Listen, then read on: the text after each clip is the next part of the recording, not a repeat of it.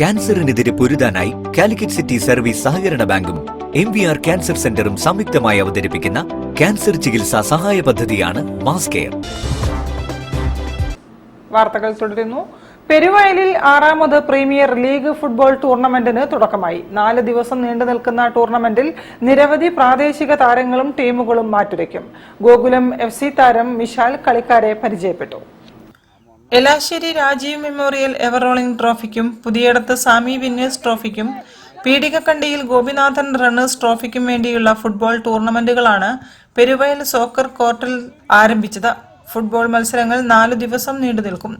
പെരുവയലിലും സമീപ പ്രദേശത്തുമുള്ള കായിക താരങ്ങൾ മത്സരത്തിനായി എത്തിയിട്ടുണ്ട്.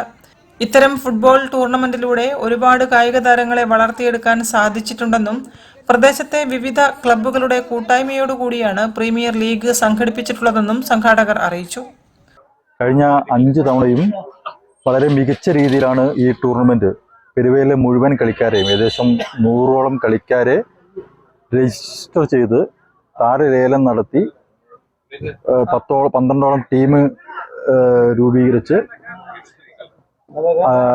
കളിക്കാരെ സെലക്ട് ചെയ്തിട്ടാണ് ഈ ടൂർണമെന്റ് സംഘടിപ്പിക്കുന്നത്. വീണ്ടും 6ാമത്തെ വർഷത്തിലേക്ക് കിടക്കുകയാണ്.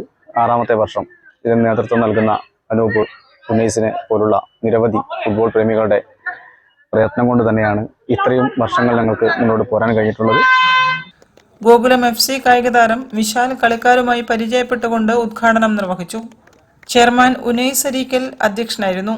Tournament committee convener Anoop PG, CT Sukumaran, Hamsa നെച്ചിത്തൊടികയിൽ, പെരുവയൽ ഗ്രാമപഞ്ചായത്ത് 8ാം വാർഡ് അംഗം വിനോദ് ഇളവന, ജയേഷ് ഇളവന തുടങ്ങിയവർ ആശംസകൾ നേർന്ന് സംസാരിച്ചു. News bureau, Mavoor. രാജീവ് മലയിലിന്റെ ക്രിയേറ്റീവ് ഇംപിൾസ് ചിത്ര പ്രദർശനം ഡിസംബർ 27 മുതൽ